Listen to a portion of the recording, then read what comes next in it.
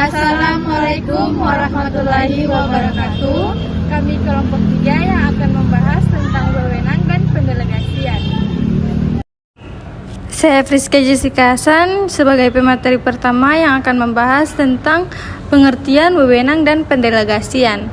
Menurut Handoko, pengertian bahwa wewenang adalah hak untuk melakukan sesuatu atau memerintah orang lain untuk melakukan atau tidak melakukan sesuatu agar tercapai suatu tujuan tertentu.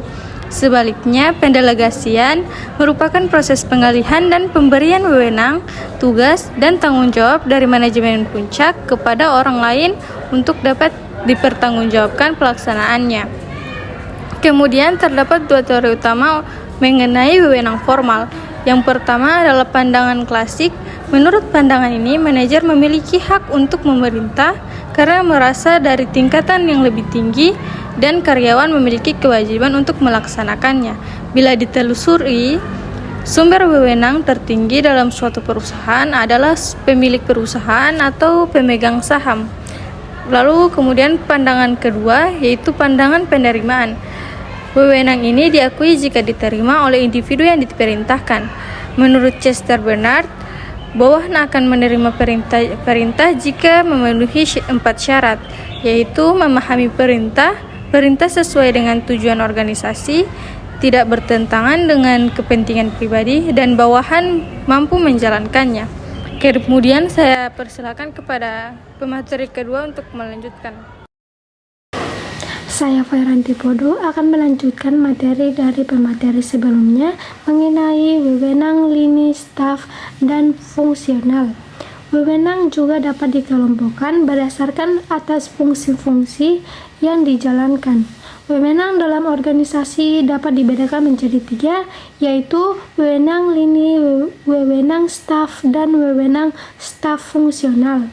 Wewenang lini menghubungkan manajemen dari puncak hingga bawahan untuk pengambilan keputusan langsung yang berkaitan dengan tujuan organisasi. 2. Wewenang staf merupakan hak yang dimiliki oleh satu satuan staf atau para ahli dalam tugasnya memberikan saran, rekomendasi, atau konsultasi kepada manajer lini. 3. Wewenang staf fungsional, tindakan yang tepat untuk mengendalikan aktivitas departemen lain karena mereka berkaitan dengan tanggung jawab staf khusus. Adapun kegiatan-kegiatan yang dilakukan dalam melakukan pendelegasian wewenang itu meliputi 3 tahap penting, yaitu 1. Manajer menetapkan tanggung jawab.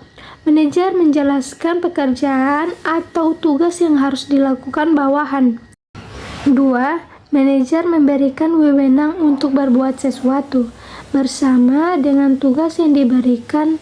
Hak untuk melaksanakan sesuatu yang penting diberikan kepada orang lain. Melakukan sesuatu dengan berbagai cara yang dibutuhkan untuk menyelesaikan tugas yang diberikan. 3. Manajer membuat sesuatu pertanggungjawaban dalam menerima tugas karyawan yang berkewajiban secara langsung pada manajer menyelesaikan tugas yang telah disepakati. Saya lanjutkan materi kepada pemateri selanjutnya. Saya Nurmal Safi'i, pemateri ketiga. Saya akan menyampaikan materi mengenai mengapa pendelegasian diperlukan, manfaat dan hambatan pendelegasian. Mengapa pendelegasian diperlukan? Pertama, kemampuan seseorang pemimpin yang terbatas. Tidak mungkin jika seluruh pekerjaan termasuk hal-hal kecil sekalipun apabila suatu lembaga atau perusahaan yang semakin besar, ruang lingkupnya hanya dikerjakan oleh 1 atau 2 orang saja. Yang kedua, tugas yang terlalu banyak. Tugas pemimpin yang terlalu banyak jika hanya ditangani sendiri oleh 1 orang, maka dapat berakibatkan pekerjaan tidak dapat diselesaikan secara cepat atau efektif dan efisien. Efektivitas dan efisiensi penyelesaian pekerjaan dapat diukur dalam nilai waktu, biaya, dan hasil yang dicapai. Yang kedua, manfaat dan hambatan pendelegasian. Apabila pendelegasian wewenang ini dilakukan dengan tepat, maka ada beberapa keuntungan yang diperoleh. Keuntungan utama adalah bahwa semakin banyak tugas yang didelegasikan, semakin besar peluang mereka untuk mencari dan menerima lebih banyak tanggung jawab dari manajer tingkat yang lebih tinggi. Walaupun terdapat beberapa keuntungan dari adanya delegasi, namun kegiatan pendelegasi tidak bisa lancar seperti yang diharapkan. Berbagai hambatan tentu akan ditemui dalam proses pendelegasian wewenang. Hal utama yang menghambat proses pendelegasian adalah keengganan dari seorang pemimpin. Selanjutnya akan dilanjutkan oleh pemateri yang terakhir. Saya Dewita S. Hamid akan melanjutkan materi terakhir, yaitu prinsip-prinsip pendelegasian. Prinsip-prinsip pendelegasian dapat diperinci menjadi beberapa prinsip sebagai berikut. 1. Prinsip skalar, yaitu prinsip pendelegasian di mana jalur wewenang dan tanggung jawab ditetapkan secara tegas dan jelas dari tingkatan manajemen atas sampai ke tingkat manajemen yang paling bawah, yang berjenjang setingkat demi setingkat. 2. Delegasi penuh, yaitu sebagian besar tugas organisasi harus didelegasikan di antaranya para anggota organisasi. 3. Prinsip kesatuan perintah. Prinsip ini berpandangan bahwa setiap bawahan dalam organisasi seharusnya melapor hanya kepada satu orang atasan. Dan kesimpulan dari semua materi tersebut yaitu pendelegasian wewenang sangat penting dalam manajemen untuk memastikan efisien organisasi, terutama dalam struktur yang lebih besar.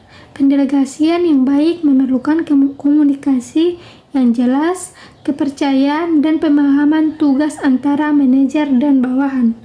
Dengan pendelegasian yang efektif, tugas dapat diselesaikan lebih cepat dan karyawan menjadi lebih berkompeten serta termotivasi. Sebaliknya, kegagalan dalam proses ini dapat menghambat kinerja dan pertumbuhan organisasi. Sekian itulah materi dari kelompok 3. Wassalamualaikum warahmatullahi wabarakatuh.